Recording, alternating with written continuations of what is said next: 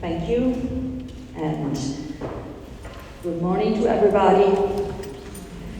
So dear friends and colleagues, dear all, from all over Europe and South America, it's an honor for me to be here representing my region, Regione Liguria, and my city, the Comune di Genova, and have 10 precious and valuable minutes to introduce you to the cultural heritage of Genoa. 10 minutes only, so what a challenge. I will try to do my best.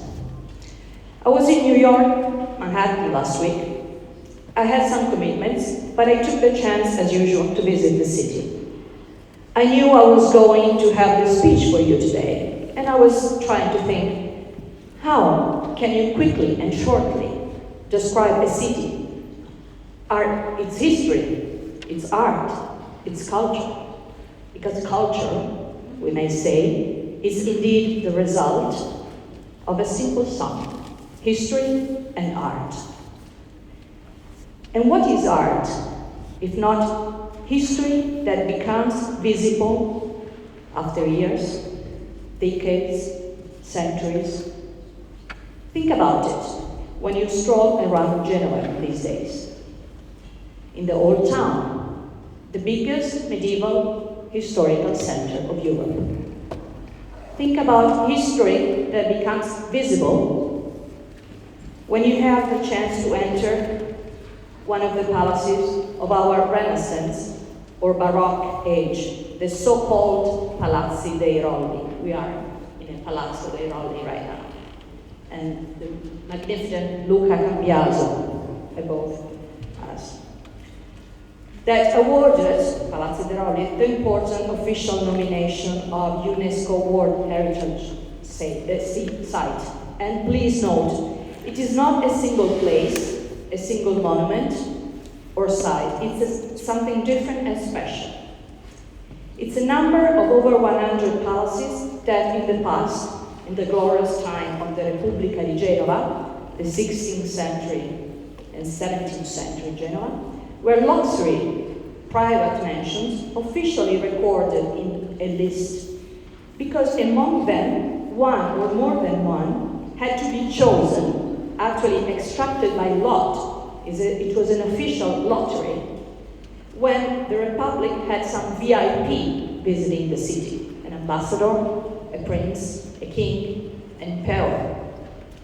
The most beautiful, and let's say the most amazing, the mansion was, the highest level and public office of the visitor was confined to it. The Rolli palaces have become today one of the most important attractions for tourists and visitors. Why do they have such a great success? Because they are unique. No other city in the world has such a combination of private and public richness, of grandeur and privacy, magnificent and understated. A unique combination of contrasts. The other most important attraction in Genova is the Porto Antico, the old harbor, designed by our international star, Renzo Piano, an excellence of the city.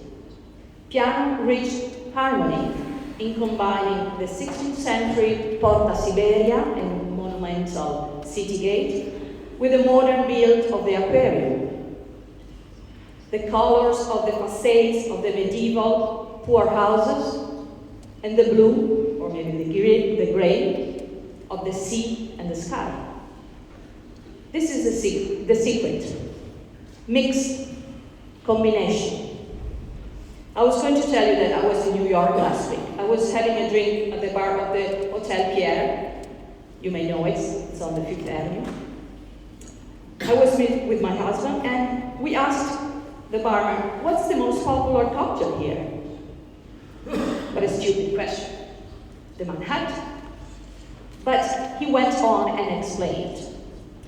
It's not only a matter of the ingredients, barber or rye whiskey, sweet vermouth, 2 dashes of Angostura bitters, a branded cherry to garnish it. because the cocktail has a history in which the New Yorkers recognize themselves. As the story goes, it was invented in the Manhattan Club sometime around 1880. But even more, the barman was trying to explain the New York itself is a cocktail. Manhattan, Brooklyn, Queens. And the ingredients are people from all over the world: India, China, Europe, South America, Far East, West. Carrying their taste, everybody's carrying their taste, their new mood, the features, their look, their traditions, their stories. In one word, carrying their culture. And if New York is a cocktail, why couldn't we say that Genova is a cocktail too? Genova is a delicious cocktail, trust me.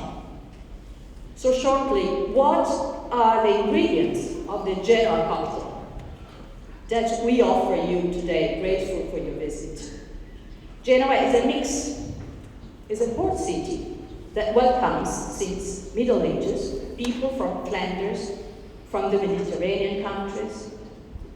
Genova is full of contrasts. The severe black and white striped facades of the medieval churches, think of the cathedral, and the sparkling, multicolored frescoes of the vaults of Baroque churches and palaces. Genova is solid, Republic marinara in the Middle Ages, compelling with Venice, Amalfi, and Pisa.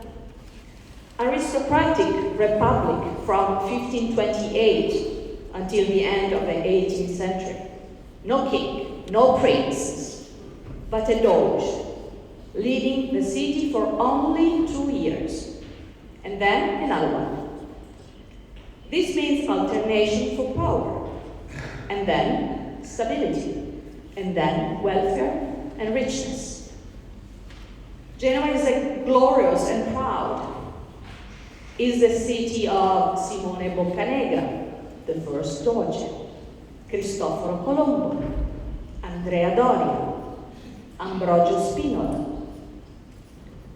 Giuseppe Mazzini, the Duchess Maria Brignole Sale, that donated the Palazzo Rosso and Palazzo Bianco that you are going to visit later.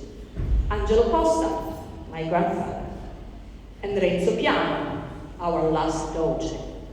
So, Genova is dynamic, city of workers, travelers, discoverers. Never forget that the noble class in Genova is different from all other places. The noblemen did not sit and wait. They managed money. They traveled. They rolled up their sleeves. Genova is history, but it is creative, the past and the future. Genova is old and young, and forward-thinking. Genova is reserved, and the Genoese are private people. You have got to discover it and them, and it would be a surprise. Genova is reserved, and so it is preserved. Genova is real. Every stone on a wall you may touch is real, authentic, old. Genoa people, you may say, are a bit rude or tough, but they are real. Genoa is beautiful, and allow me to say, Genoa is a real beauty. Enjoy it. Thank you very much.